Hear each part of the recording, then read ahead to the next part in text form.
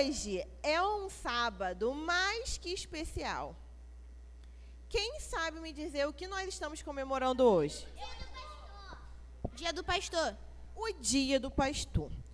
Os pastores são pessoas especiais, enviadas por Jesus para cuidar da igreja de Deus aqui na terra. E eles são pessoas abençoadas para nos ajudar na nossa caminhada. Só que aqui em Lucas, a gente não vai poder comemorar o Dia do Pastor porque a gente não tem pastor, né? É? A gente tem pastor. E qual o nome do nosso pastor? Emanuel. Ana Luísa, você está desafiada a procurar o nosso pastor Emanuel e trazer ele aqui na História das Crianças agora. Vai lá.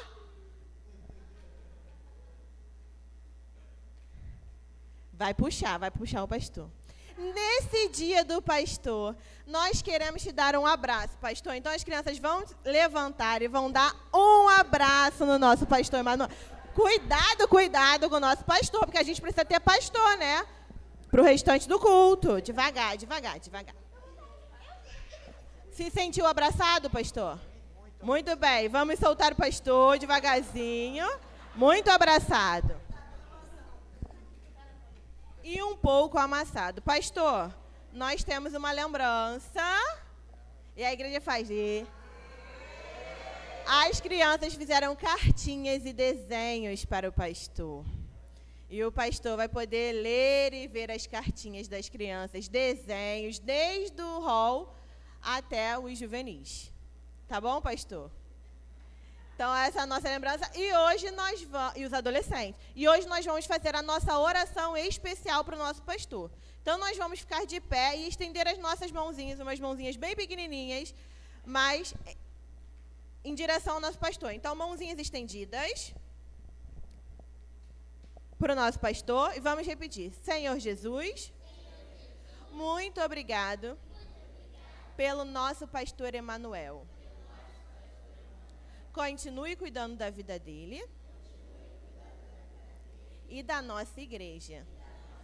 Nós o amamos muito. E o Senhor também. Em nome de Jesus. Amém. Obrigado. Muito bem, pastor. Feliz Dia do Pastor.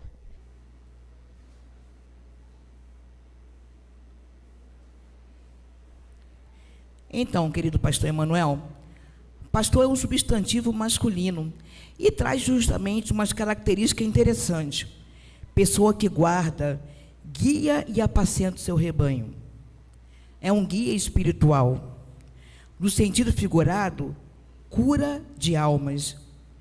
Ministro protestante. Cão usado para guardar e conduzir o seu rebanho. E no adjetivo, pastor é o que faz, é o que leva a vida de pastor. E é o que o senhor tem feito durante esses 25 anos de ministério. Temos certeza que o senhor deve ter passado para mais de 10 distritos. E hoje, como igreja, nós temos o privilégio de estar com o senhor e com a Ana, com a família pastoral, nesse segundo semestre. Tem sido uma bênção. E nós, como igreja, ficamos muito felizes de poder te abraçar também. Não como as crianças, né? Mas deixar aqui um abraço para você e para a Ana, e dizendo que, assim como Cristo e nós, como a igreja, contamos com o trabalho de vocês. Que Deus possa abençoá-los ricamente nesse ministério até a volta do Mestre. Temos uma lembrança, nós vamos entregar a orquídea, significa, acabei de aprender com o Dário ali, viu? Que é uma planta forte, que se não colocar água, ela não morre. Então, representa vocês, essa fortaleza que vocês estão usando para a igreja. Aqui é da esposa do pastor, a Ana. E um mimo aí para o senhor também. Espero que goste, em nome da nossa igreja. Nesse momento, queremos fazer uma oração, o ancianato com o senhor, nesse momento. Irmãos, nós vamos nos ajoelhar aqui, vocês podem ficar sentados em atitude de reverência.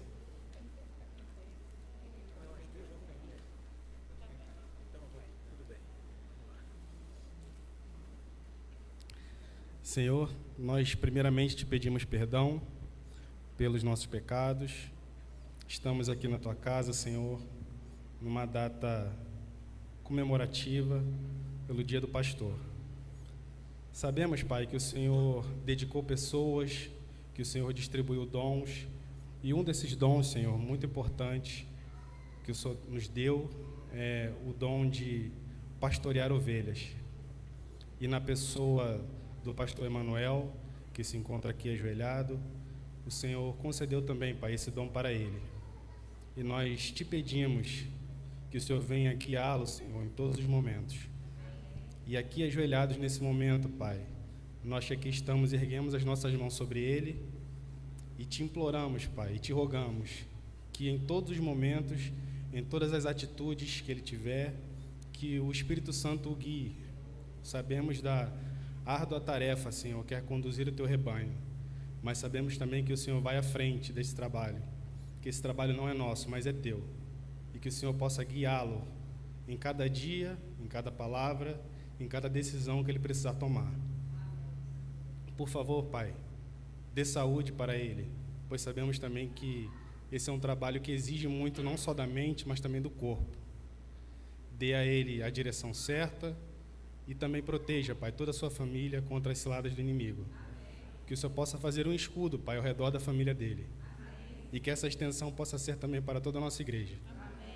Te pedimos, Pai, já te agradecemos pela vida do pastor Emanuel e da sua família. Em nome de Jesus. Amém. Agora levanta o velho.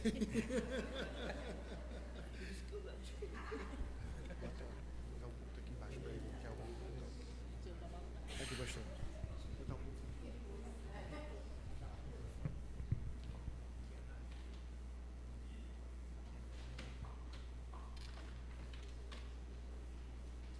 Aqui.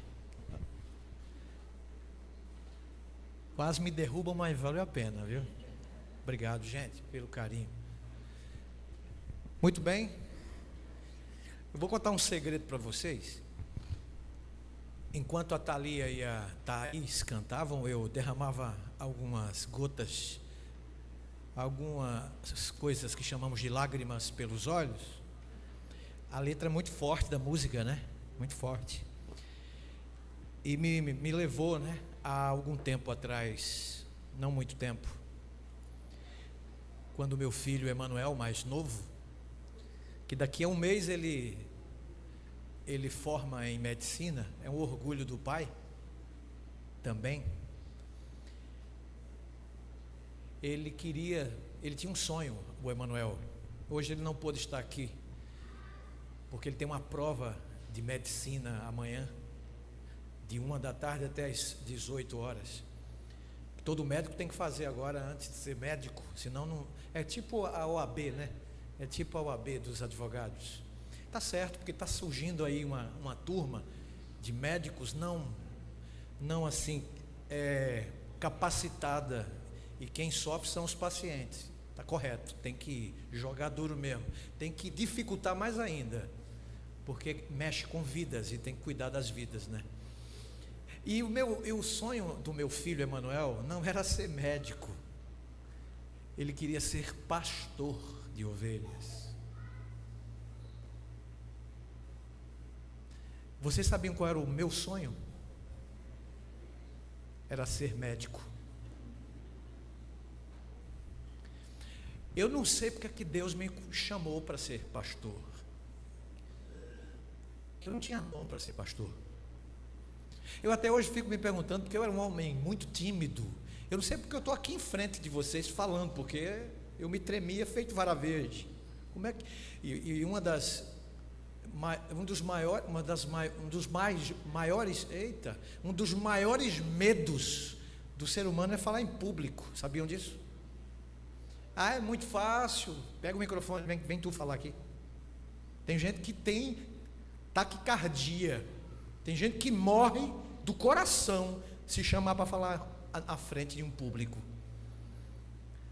E eu tinha essa dificuldade. Até hoje eu tenho. Até hoje eu sou tímido. Eu não sei porque é que Deus me chamou para esse ministério. Eu não queria ser pastor, eu queria ser médico. Mas Ele disse: não, você não vai ser médico.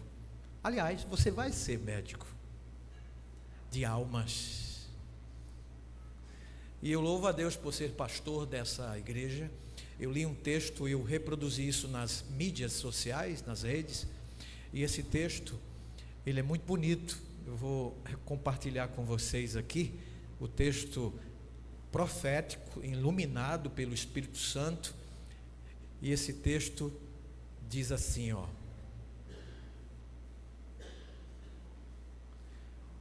não pode um homem receber maior honra que ser aceito por Deus como hábil pastor de igreja.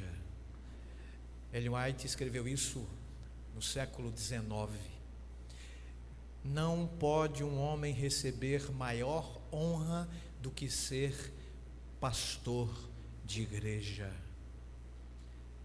Eu me sinto impotente sempre quando eu pego esse microfone e diante de uma igreja tão linda como é a igreja do Senhor, em falar palavras tão sérias, tão fortes. Às vezes essas palavras que saem dos nossos lábios, claro, saíram do coração de Deus, elas são como espada que divide medulas e juntas. A única arma, calibre 66, 39 no Antigo Testamento e 27 no Novo Testamento, a arma do Senhor, eu nunca vi, é a única arma no mundo que atira no morto e o faz reviver. É a palavra de Deus, com a capacidade de ressuscitar mortos espirituais. Gente, como é importante, olha a responsabilidade de um mortal, como pastor do rebanho, a responsabilidade de vir aqui à frente para falar para pessoas de diversas famílias, pessoas de diferentes raças, cores, nações diferentes. Olha a responsabilidade. Eu não sei o que você passou essa semana, se você xingou muito, se pecou muito, se xingaram muito você, se perturbaram você, eu não sei o que você tem passado. Aí chega aqui todo carregado, toda carregada, cheia de problemas, cheio de dificuldades. Aí qual é a minha responsabilidade? De falar uma palavra direta do coração de Deus, para ter um lugarzinho especial no seu coração, para que você saia daqui melhor, sabe, aliviado do fardo que você chegou aqui. Não é fácil ser pastor. E eu quero falar para vocês hoje da palavra de Deus, e o tema é o pastor de sucesso. Feche seus olhos e ore comigo. Fale ao nosso coração, Senhor, mais uma vez, direto do seu trono, que eu não fale de mim mesmo, mas que a tua palavra fale ao nosso coração, em nome de Jesus. Amém. 1 Samuel capítulo 9, Antigo Testamento. 1 Samuel fica antes de 2 Samuel. Melhorou? 1 Samuel fica depois de Ruth. Vamos lá? Fica depois de Ruth. Melhorou não? É no Antigo Testamento. 1 Samuel, agora vai melhorar, quer ver? Ó? Capítulo 9. O capítulo 9 fica depois do 8 e antes do 7. Estão ligados, hein? Matemático aí, ó. O 9 fica antes do 10, depois do 8. Eita, eu estou parecendo uma presidente aí da República. Vamos lá, vamos ler. Capítulo 9 de Samuel, primeira, antes do 10, depois do 9, do 8. Agora acertei. Capítulo 9 de 1 Samuel, versículos 1 e 2. O pastor de sucesso. Por que é que eu escolhi esse texto? Olha para mim, antes de ler a Bíblia, olha para mim, veja bem, por que é que eu escolhi o pastor de sucesso? Aí me veio uma frase, há muito tempo, que eu coloquei em um dos sermões que eu já preguei por aí, e a frase é do presidente John Kennedy, americano. Antes de morrer ele escreveu, e eternizou essa frase, imortalizou essa frase. A frase dizia assim, ó: eu não sei o segredo do sucesso, mas eu sei o segredo do fracasso. Vou repetir: eu não sei o segredo do sucesso, mas o do fracasso é só tentar agradar a todos.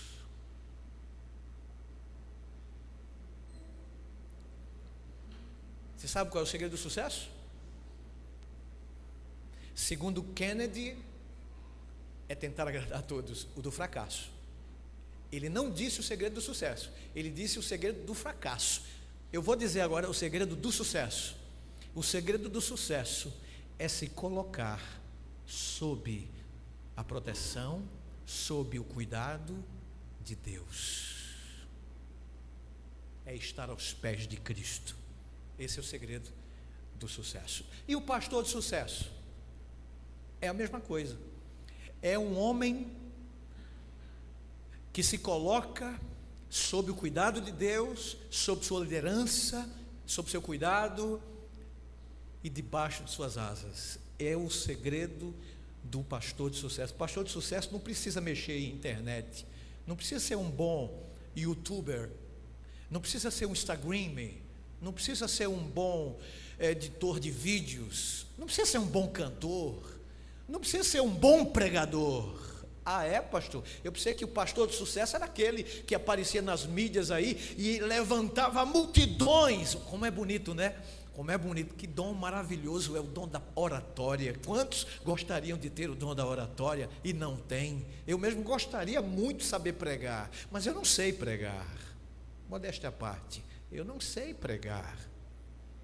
Eu gostaria de erguer multidões, tipo alguns que vieram à minha mente: Alejandro Bulhon, Mark Finley, está vivo ainda, os dois vivos. Billy Graham, já falecido, pastor batista, um dos maiores do século 20. E o pregador, príncipe dos pregadores, Charles Spurgeon. Esses homens se erguiam, levantavam multidões, as pessoas iam aos seus apelos. Eu queria muito ser um pastor assim. Aliás, 1989, eu tinha 16 anos, anota aí. Hoje eu tenho quanto? 52, já ajudou, né? 16 anos de idade, eu estava em Maceió, minha cidade, meu povo maravilhoso, que eu nasci ali naquelas pairagens, São José da Laje, União dos Palmares, fui batizado, e era distrital da central de Maceió, no caso, fazia parte do distrito, né? Pastor Haroldo Andrade, falecido esse mês, foi o que me batizou. 16 anos eu tinha. Eu tinha, sabe, vontade de ser médico. Mas é claro, Deus chama a gente, né? Até então, eu ouvi o pastor Alejandro Bulhon em uma pregação, uma semana, no ginásio cenecista de Maceió, ali no Poço, onde ficava a rodoviária antiga, velha, de Maceió. E eu ouvi esse homem todas as noites, e o meu coração batia lá, batia muito, pulsando sangue. E quando ele estava pregando, ele fazia o apelo. Eu fui nesse dia, e eu fiz um pedido a Deus, e o pedido foi: meu Pai, eu gostaria de ser um pastor adventista. Então eu senti que o chamado de Deus foi logo quando eu entrei na igreja. Não, Deus não me chamou quando eu entrei na igreja. Deus me chamou no ventre da minha mãe. Eu só aceitei aos 16 anos de idade. Aí sim, eu aceitei ser chamado por Deus. Na Bíblia, existe um pastor. Na verdade, esse pastor era considerado o pastor do seu povo, mas ele tinha uma função política. E a função política desse senhor era uma das mais importantes de Israel. Ele foi convidado por Deus, ele foi chamado por Deus para ser rei em Israel. Qual foi o primeiro rei de Israel? Saul. Versos 1 e 2. Agora leia comigo na Bíblia, 1 Samuel, capítulo 9, versos 1 e 2. Havia um homem de Benjamim. ele era da tribo de Benjamim, cujo nome era Quis, filho de Abiel, filho de Zeror, filho de Becorate, filho de Afias, benjamita, homem de bens. Homem de quê? De bens. Verso 2. Tinha ele um filho cujo nome era Saul, moço e tão belo que entre os filhos de Israel não havia outro mais belo do que ele, desde os ombros para cima, sobressaía a todo o povo. Pare aí e olhe para cá. Saul, ele tinha tudo para ser um bom rei, pastor de Israel. Ele era chamado de pastor também. Por quê? Havia unções no Antigo Testamento direcionadas, e Deus ungia certos seres humanos para seus ofícios. Entre as unções existia no Antigo Testamento a unção de rei, a unção de profeta, a unção de sacerdote, ok? Até aí tudo bem? Entenderam? Unção de rei, unção de profeta, unção de sacerdote. E olha como o rei era ungido também por Deus para designar, não é? Para deliberar assuntos do povo, mas que tinha uma especialidade. E essa especialidade era como pastor para cuidar do rebanho do Senhor nação. Então ele deveria ser ungido para cuidar do país. E qual era o país? Israel. Lembrando que até então não havia rei, ser humano em Israel, o povo de Deus no Antigo Testamento, a igreja de Deus do Antigo Testamento. Só que o povo pediu para o profeta para que reivindicasse a Deus, pedisse a Deus um rei que fosse igual a eles, ou às nações vizinhas, que fosse um rei com carne e osso, um ser humano para governar a nação. Não era vontade de Deus, repito, não era vontade de Deus que o seu povo tivesse um rei humano. Só que o povo insistiu. Até então era teocracia, Deus no governo. Não existia democracia, era teocracia. Nem tampouco existia monarquia. A monarquia para outras nações não era vontade de Deus. Monarquia não era vontade de Deus. Democracia, já repeti isso alguma vez aqui, já falei. A vontade de Deus era o quê? Ele governando o povo. Theo, do grego, Deus. Cracia, povo. Deus governando o povo. Essa era a vontade dele e ponto final. Acabou. Só que o povo insistiu. Dê-nos um rei. Nós queremos um rei. E oraram a Deus e pediram a Deus. E o profeta foi e pediu também. E Deus permitiu, contra a sua própria vontade. Vocês querem um rei? Então tá bom. Então eu vou escolher qual rei governará vocês. Quem foi que escolheu Saul para ser o primeiro rei de Israel, nação? Quem foi que escolheu? Foi o pior rei que houve em Israel. Mas quem foi que escolheu? A vontade era de quem? Do povo. Saul, ele tinha tudo para ser um homem de sucesso, para ser um pastor de sucesso. E olha que os reis, a partir daí, eles eram reverenciados, eles eram não adorados, eles eram respeitados, melhor dizendo. Eles eram amados, como se fosse um representante, e era um representante de Deus na terra. Saul tinha tudo, mas foi um fracasso. Ele começou bem, mas terminou mal. É aquele negócio, ele tropeçou nas suas próprias pernas. Ele foi derrotado, não pelos inimigos seus, não pelas circunstâncias suas, ele foi derrotado por si mesmo. A vida de Saul, meu irmão, minha irmã querida, e você que nos assiste também, logo mais em algum momento depois na internet, é uma trombeta a alertar-nos contra o perigo de começar bem a carreira e perder-se durante a caminhada. A vida de Saul é uma trombeta para nos alertar contra o perigo de transigir com os contra os absolutos de Deus. É uma trombeta a soar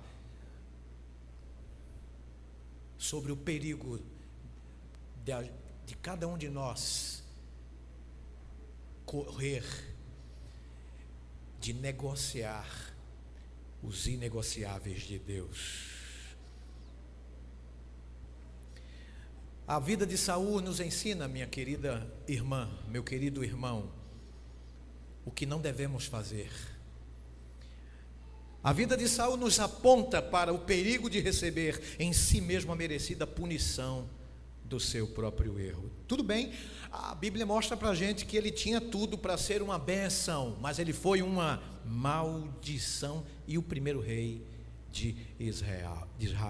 Algumas verdades que eu gostaria de compartilhar com vocês sobre a vida de Saul. Eu quero destacar quanto à sua aparência. A gente leu logo nos versos 1 e 2 que ele era bonito. A Bíblia diz que era um moço saudável. A Bíblia diz que ele tinha vigor físico, força, ele tinha disposição, era um rei à altura da nação, era um rei que o povo de Israel estava precisando. Ele era o mais belo, além de forte, o mais belo em Israel. Ele era como um astro de Hollywood, um Brad Pitt ou um Tom Cruise. Os tadinhos já estão velhos, já estão acabados, né? Mas ele era um cara hollywoodiano, mais ou menos por aí. Quando a gente assiste aqueles caras, sabe, com muque, né? Com músculos fortes, com bíceps poderosos. Ele era tipo um artista da telona, um artista da telinha. Era um jovem bem aceito diante do povo, da nação. Ele era um jovem cobiçado por qualquer mulher, por qualquer moça, um bom partido, sabe, para ser o seu crush. Ele era eu sei porque vocês riram. Boa, solteiras, hein? Presta atenção, solteiras. Excelentes predicados físicos, predicados emocionais, predicados espirituais. Ele continha tudo o que uma moça gostaria de ter ao seu lado. Era assim Saul. Quanto à sua condição financeira, já começa dizendo que o pai dessa figura era rico, de bens materiais. Portanto, ele era saudável, bonito e rico. Uau! Partidaço.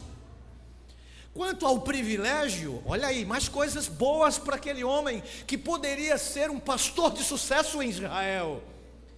Saul, ele foi escolhido por Deus, viu? Falei, ele não foi escolhido pelos homens. Os homens queriam, o ser humano queria um rei humano, mas quem escolheu foi Deus, em resposta ao pedido do povo, em resposta à oração do povo. Antes seria teocracia, agora era uma monarquia. Antes de ser chamado pelo povo, Deus chamou Saul. Ele estava no coração de Deus antes de estar no coração do povo. Ele tinha planos na vida, mas Deus tinha planos para ele antes de ser ungido rei sobre Israel.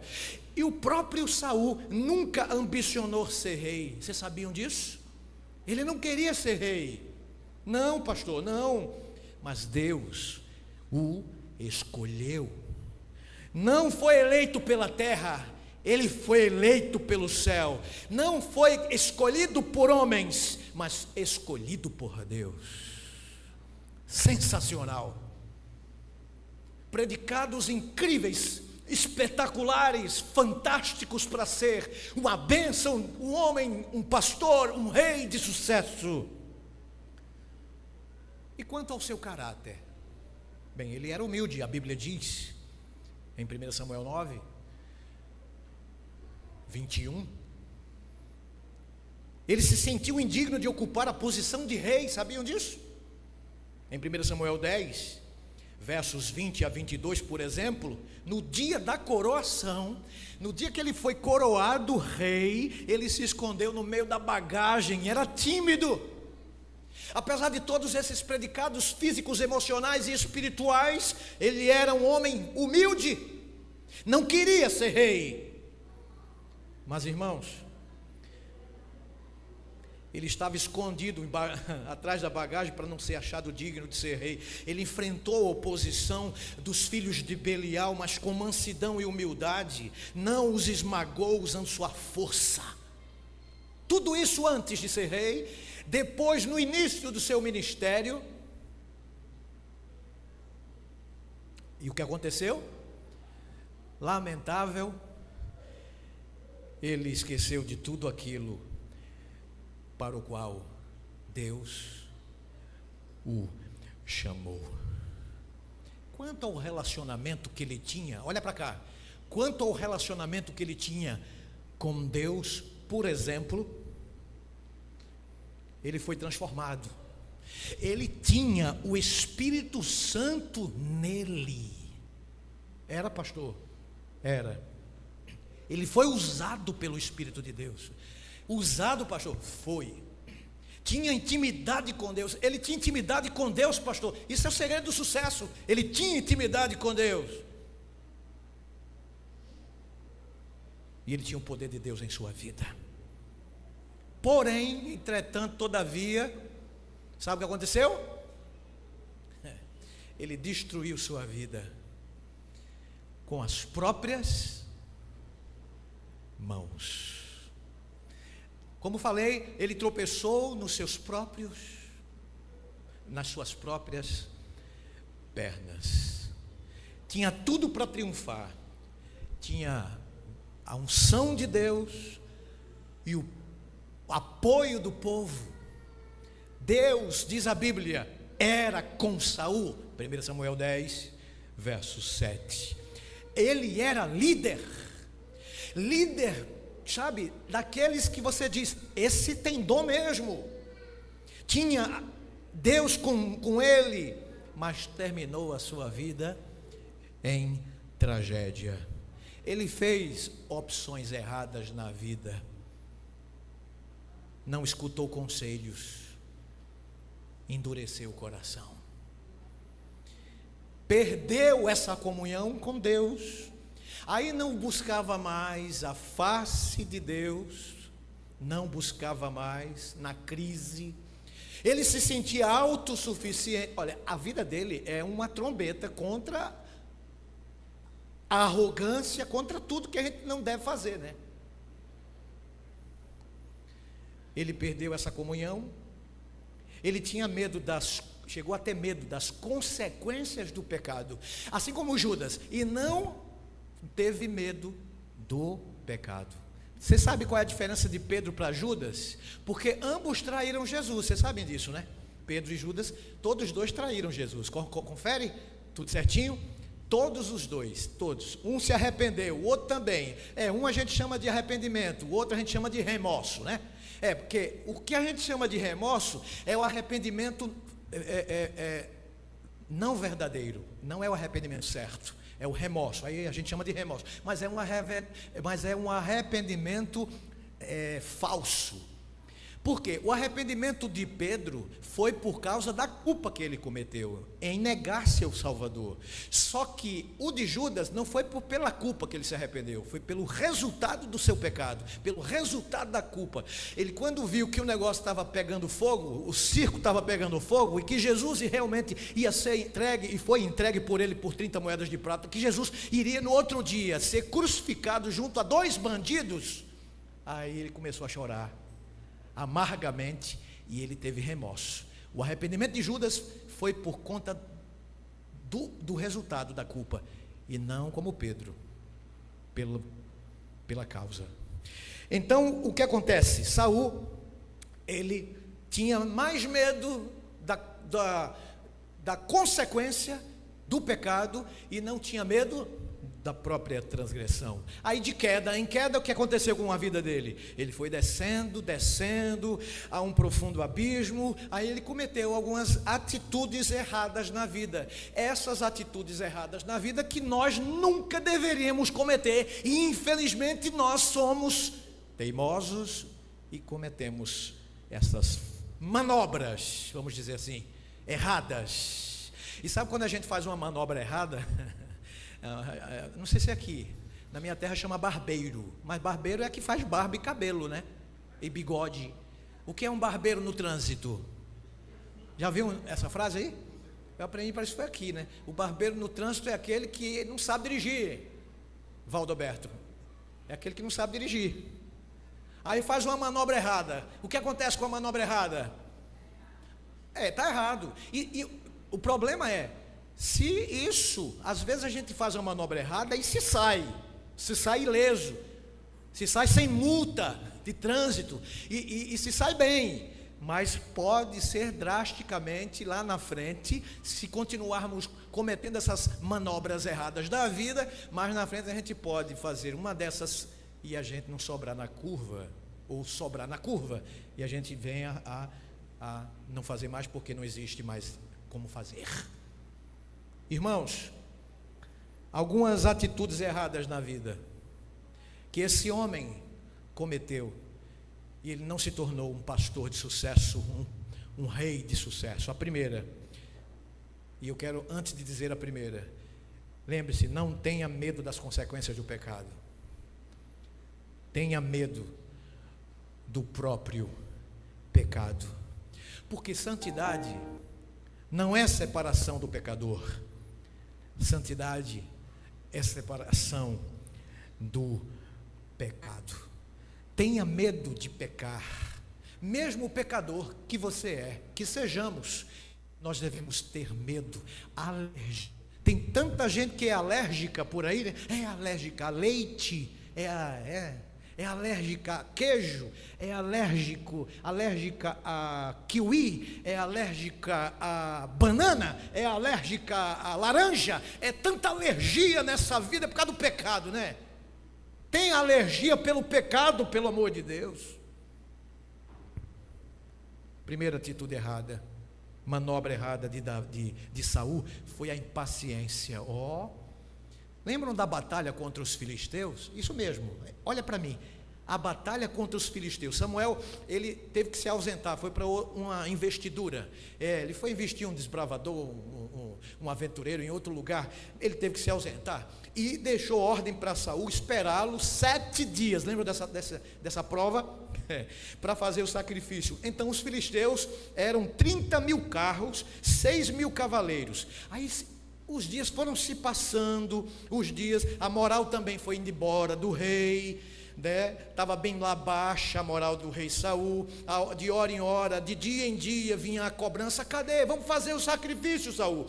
E nada de Samuel aparecer. Aí os soldados israelitas começaram a se afastar, a ir embora, ficaram em apuros e se esconderam nas cavernas ali na batalha contra os filisteus. Aí o inimigo estava bem perto. No 6º dia, olha, alguns soldados abandonaram Saul. No 6º dia, voltando para casa. Aí Saul estava nervoso e resolveu fazer o que não devia. O que é que ele não devia fazer? O sacrifício sem quem? Sem o profeta Samuel. Aí, voltando para casa, Saul estava nervoso. No 7º dia, Saul não aguentou e pediu para trazerem os holocaustos e as ofertas, e fez o sacrifício que não era para fazer, sem a presença do profeta. Aí quando ele estava terminando, olha bem, o sacrifício, quem que vocês acham que chegou? O profeta também era ungido, viu? E o profeta naquela época era respeitado pelo rei. O rei se tremia de medo quando o profeta dizia assim, é a mesma coisa que a minha mulher quando diz assim: Emanuel.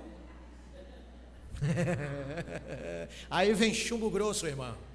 Quando a mulher chega para o marido e diz assim, não diz amor não, diz assim: Vitor, ainda vai chegar, né, Vitor? Vai chegar a tua hora, né? Já casou não, né? Ainda não. Vai chegar. Quando a mulher chegar para você, marido, e dizer assim, ó, Paulo, cadê Luciane? Fulano, vem coisa ruim aí, viu? Não é coisa ruim não, meu amigo. É conselho e a gente tem que ser humilde para ouvir e praticar. Hoje eu durmo em paz. Aí o profeta, quando dizia isso para o rei, se o rei fosse humilde, aceitava com bom grado, mas se fosse ímpio, podia cortar a cabeça, como fizeram com o profeta Isaías. Nesse caso não foi aqui, cerrado ao meio. Samuel chega na hora que estava terminando o sacrifício de Saul. Aí ele começou, quando viu o rei, o profeta, aí começou a dar suas desculpas. Samuel chamou o rei, sabe de quê? Você é um tolo. Já pensou um rei, um profeta chamar um rei de tolo? Não ama a própria vida não. Não é isso não, irmãos. É que quando alguém é chamado por Deus, deve cumprir à altura o seu ministério. Deve ir até a pessoa. Não é em público que se deve fazer vergonha para a pessoa. Deve compreender a teologia do confronto. A teologia de Natã, lembram? Quando chegou para Davi, você é o cara, meu filho, adúltero. Quando alguém quer realmente ser um pastor de sucesso, ele tem que ser sincero, e ele não tem que ser politicamente correto, para ser bonzinho com um, bonzinho com o outro. Apesar de tudo, não é bom para ninguém. Seja você pastor, seja você ancião, seja você anciã, líder de igreja, líder espiritual, não seja você politicamente correto. Porque o segredo do fracasso é tentar agradar a todos. Ele foi impaciente e começou a dar desculpas. Samuel, eu tinha que fazer o sacrifício. Samuel foi com essa: você, Saul, é um homem tolo. Eu estou falando para alguns homens tolos aqui ou acolá. Eu estou falando para mulheres tolas aqui, ali. Não sejam impacientes, homens. Não sejam impacientes, mulheres, crianças. A impaciência é uma confissão de que não aceitamos que Deus se acha no comando, no controle de tudo. Impaciência, portanto, é incredulidade. E em outro momento, em outra manobra, em outra atitude errônea, em outra, tristeza que Saul cometeu, foi um juramento que fez, lembram? Aquele juramento insano, insensato. Ele sacrifica os soldados em seu juramento néscio. Isso quase levou à morte de quem? Do seu filho Jonatas, que não podia comer nada, ia para a batalha sem comer nada, nem o melzinho ali que Jonatas pegou. Jonatas não havia ouvido o juramento, com o juramento do pai. Então Jonas foi e comeu, e tomou mel, sei lá. Tem uns que comem, tem outros que bebem. Jonas foi lá e se alimentou de mel. Aí por causa disso, o próprio rei disse: eu vou matar o meu filho, eu tenho que cumprir a palavra de rei. É palavra. Tolo, juramento insensato, insano, porque ele se achava dono da vida dos outros. Lembre-se, os nossos filhos não são nossos, antes são filhos de Deus. O que eu quero dizer com isso? É porque, infelizmente, hoje a gente fica boquiaberto com a maneira como os pais obedecem os filhos. Papai, eu quero isso. O filho vai, não grita não, já está na mão, toma. Seja homem, seja mulher, mãe. Seus filhos estão mandando em vocês. Seus filhos estão mandando em você, papai. Os seus filhos estão como Ofni e Finéias. É outro sermão que eu vou falar sobre família. Os seus filhos estão mandando em vocês. Os seus filhos estão cometendo adultério. Os seus filhos estão cometendo berração, cometendo falhas terríveis, e vocês sabem que isso é pecado e vocês não repreendem. Sejam homens, sejam mulheres, pais e mães. Antes de vocês, Deus é o Pai dos seus filhos. Nós somos apenas, sabe o quê? Mordomos, essa é a boa palavra, né? Administradores, porque a Bíblia não diz que os nossos filhos são herdeiros do Senhor. A Bíblia diz que os nossos filhos são a herança do Senhor. Portanto, um dia Deus vai pedir contas, pastor, pastora, dos seus filhos, das suas ovelhinhas. Onde estão seus filhos, aqueles que eu dei para vocês cuidarem, que são meus filhos e minhas filhas? E aquela obediência, aquela desculpa de Saul, outra manobra, outra atitude errada. Ele poupou o rei de Amaleque, ou dos amalequitas, e poupou o melhor dos rebanhos. Lembra dessa história? Ele disse que era para quê aquele rebanho? Senhor, era para sacrificar para o Deus. Tem gente que pega as ofertas, desobedece a Deus, e pega aquilo como desculpa para, eu vou ofertar para Deus. Foi bem assim que Saul fez, ó. Bem assim. Deus não aceita, irmã, culto associado à desobediência, e ponto. Ele queria obedecer do seu jeito. Saul queria fazer o que era aos seus próprios olhos agradável, ao seu modo. Samuel diz a Saul que Deus não queria sacrifício. Lembra? Daí vem aquele célebre texto de Samuel. Deus não busca adoração, irmãos. Deus busca adoradores que o sirvam e o adorem em espírito e em verdade. Ele não quer sacrifício,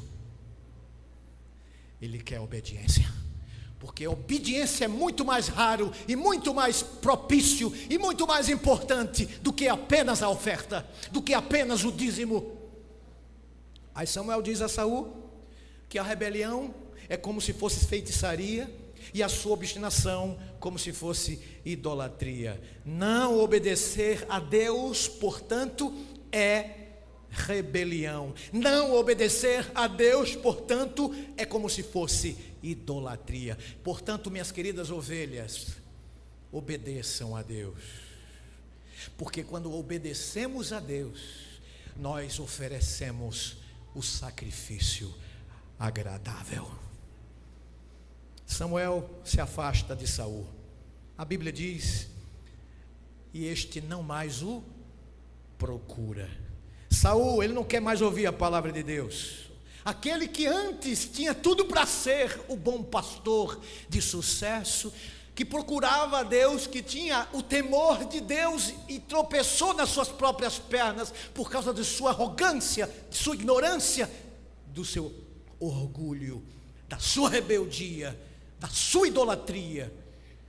Ele não mais procurou, não quis mais ouvir a palavra, a profecia. Ele prefere o caminho da fuga ao caminho do confronto. Como Saul era diferente de Davi, não é? Natã usou a teologia do confronto e foi bem sucedido. Davi era humilde, se prostrou a Deus, aceitou as consequências do seu pecado, mas se arrependeu. Isso lhe deu o direito de ser chamado o homem segundo o coração de Deus. Outra manobra, nunca mais ele procurou Samuel. Ele construiu um monumento para si. Tá aí, ó, o que é o político. O politicamente correto é assim, ó. Ele fez ao contrário de Davi.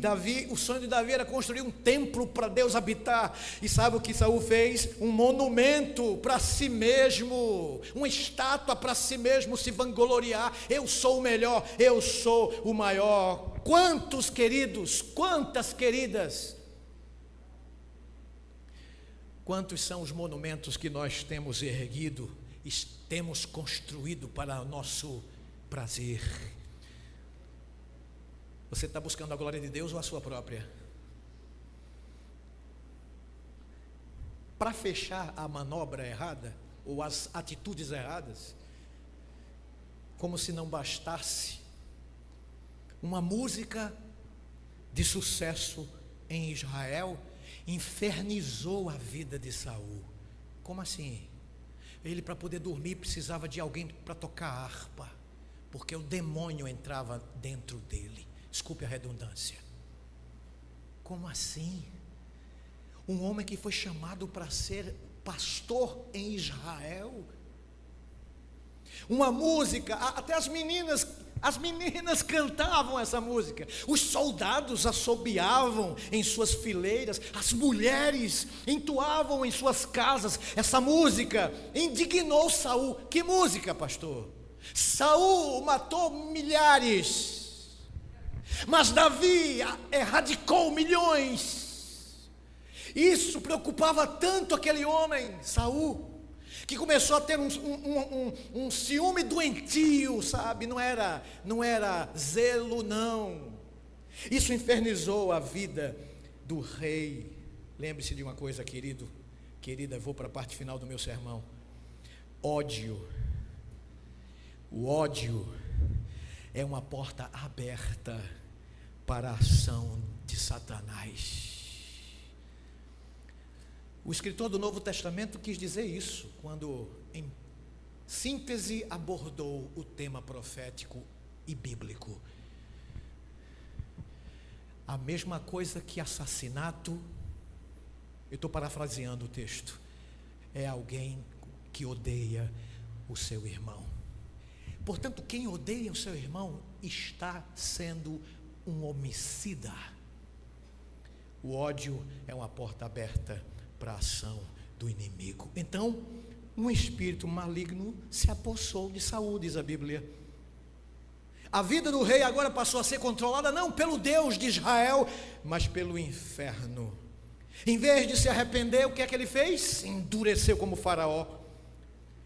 E ele começou a perseguir o rei, filho de Jessé, o próximo rei. Começou a perseguir, queria destruir, queria esganar Davi. E ele queria matar Davi, queria esganar e destruir Davi, não por causa dos erros de Davi, mas por suas virtudes que o rei de Israel futuro teria. Ele queria matar Davi não porque Davi era mau, mas porque Davi era bom. Ele preferia matar Davi a imitá-lo. Já pensou o que? A inveja que tirou o Lúcifer do céu, o orgulho que tirou um santo e tornou-se profano. Saul chegou um momento que ele atirou a própria lança para destruir o próximo rei de Israel. Tentou destruí-lo usando o casamento de suas filhas. Perseguiu de forma aberta, incansável. E no entanto, aquele Davi, menino, sendo perseguido, trocou o mal com o bem. Um dia ele estava dentro da caverna, porque ele estava sendo perseguido pelo rei e suas tropas. O rei entrou para descansar. Davi e os seus soldados estavam já dentro da caverna. Lembram que quando Davi percebeu que o rei estava dormindo e o seu escudeiro, o seu general também estava dormindo, o que é que Davi fez? Foi lá, chegou pertinho dele. Aí o inferno chegou e disse assim para ele: ó, eu não sei você, mas isso é do ser humano. Na minha terra é assim, aqui também é, porque todo mundo é igual. E se todo mundo é igual, todo mundo é pior do que todo mundo, né? Se você prometer ou me ameaçar que vai me matar, quem é que vai morrer primeiro?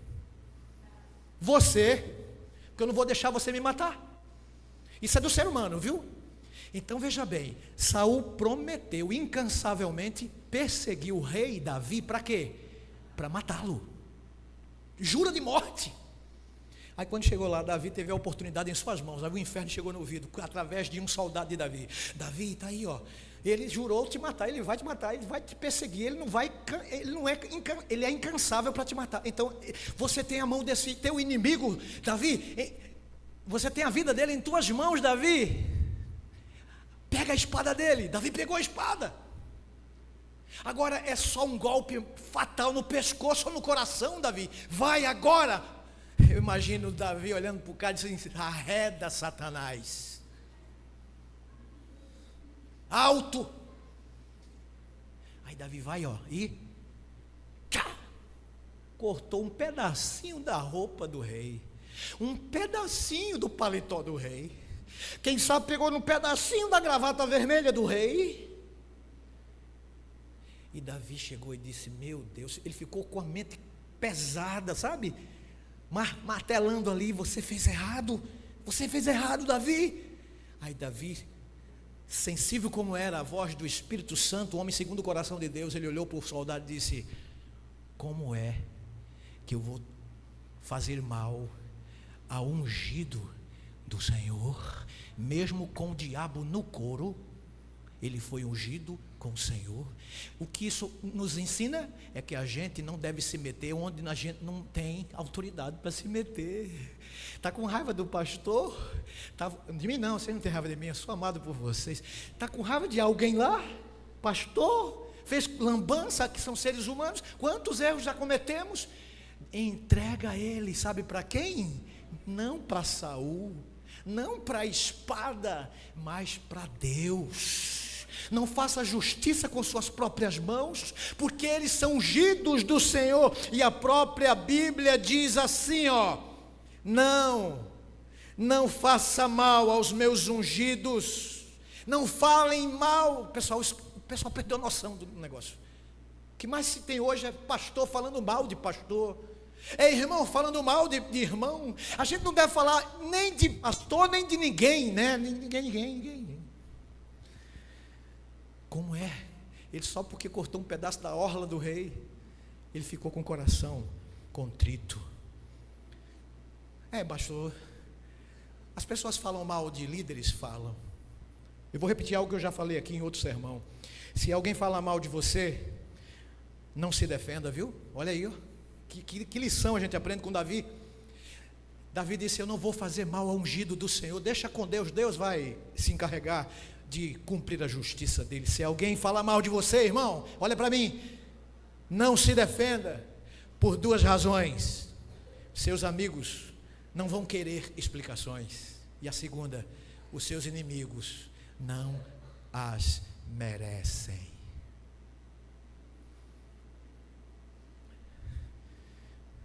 Aquele homem louco, ficou louco mesmo, ele matou 85 sacerdotes, uma cidade inteira de Nob.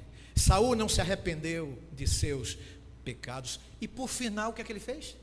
Ele consultou o diabo, aquele que falou e que destruiu altares do demônio. Não queria uma feitiçaria, nem feiticeiros, nem necromantes, porque a Bíblia proíbe isso. Ele agora está fazendo a mesma coisa que ele proibiu que as pessoas fizessem.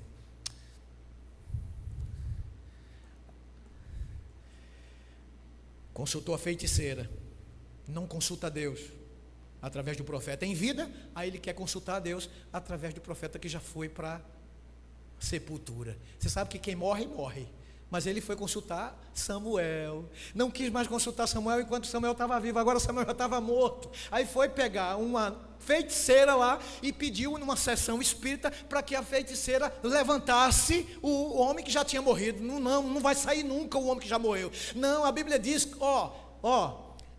quando a pessoa morre, Eclesiastes 9, versos 5 e 6, que nós sabemos que um dia nós vamos morrer, os vivos, mas os mortos não sabem coisa nenhuma, nada. A ódio, amor jazem no esquecimento. Já o salmista Davi diz que as pessoas quando morrem não voltam para casa que moravam antes. Aí agora o demônio aproveita das manobras erradas e atitudes erradas que o seu agora membro de sua igreja, que era da outra, está nessa situação vulnerável, aproveitou e fez um encantamento lá, uma feiticeira, e parecia Samuel mesmo, gente, mas parecia, não era ele, porque morto não fala com vivo, morto não fala com morto, porque é a palavra do Senhor que diz, em vez de buscar Deus, ele busca o próprio Satanás. Infelizmente, ele pecou contra o Espírito Santo. E quando alguém peca contra o Espírito Santo, para este alguém não existe perdão. Ele se suicidou. Caiu nos próprios laços do seu pecado. A Bíblia diz que o homem que muitas vezes repreendido endurece a cerviz, será quebrantado de repente sem que haja cura. Provérbios 29, verso 1. O fim de Saul foi trágico. Sempre ele fez atitudes erradas e manobras para afastar-se cada vez mais de Deus. Aí ele lançou-se sobre sua espada e morreu. Sabe o que diferenciou Saul do seu sucessor? Não existe sucesso sem sucessor. Anota aí. É uma senha boa. Você que é um líder de sucesso, você vai ser um discipulador. Por que é que muitas igrejas sofrem depois que fulano morre? Cadê a liderança? Porque muitos querem, sabe? Ou muitos não querem largar o osso. Líderes, vocês precisam fazer liderados se tornarem no futuro seus sucessores. A diferença que distinguiu Saul de Davi não foi o pecado, porque ambos cometeram pecados.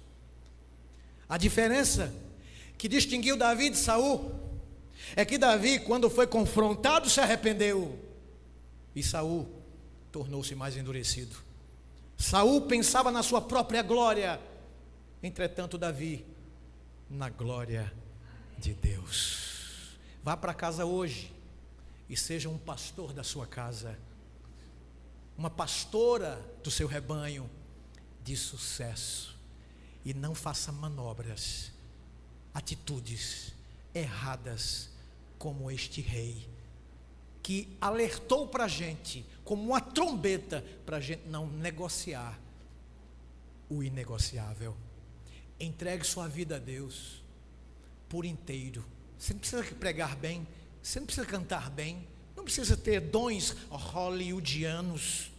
O que você precisa é apenas deixar Deus no controle da sua vida e entregar a sua vida por inteiro, sem reservas, completamente, por inteiro.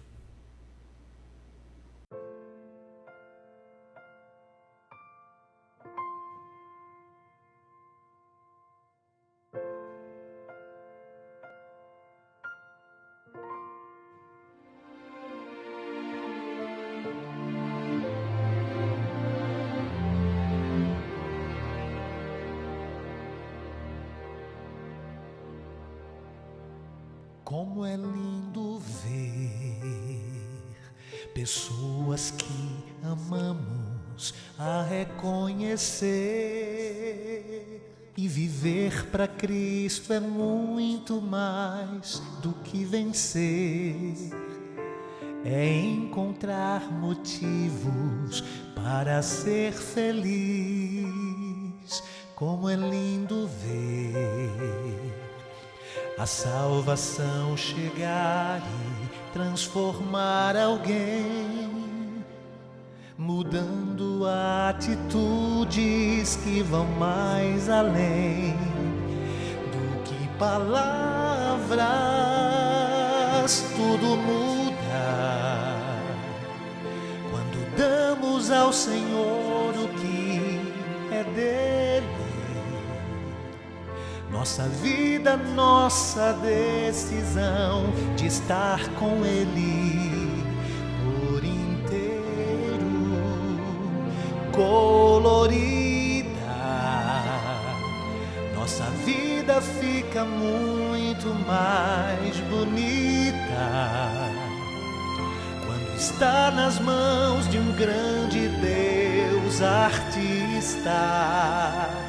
Vira poesia, paz e alegria, pois estás nas mãos de quem te criou.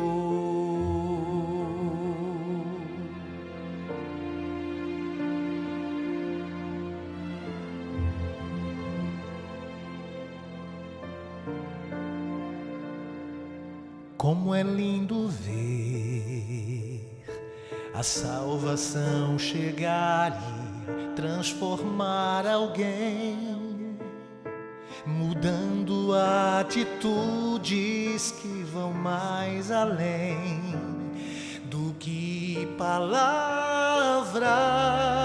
Tudo muda quando damos ao Senhor o que é dele.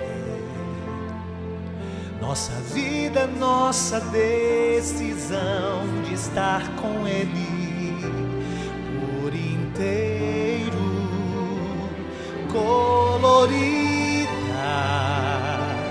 Nossa vida fica muito mais bonita quando está nas mãos de um grande Deus artista. Vira poesia, paz e alegria, pois estás nas mãos de quem te criou.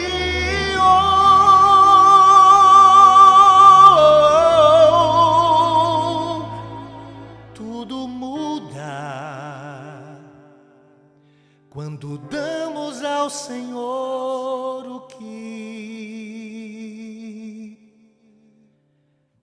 é dele.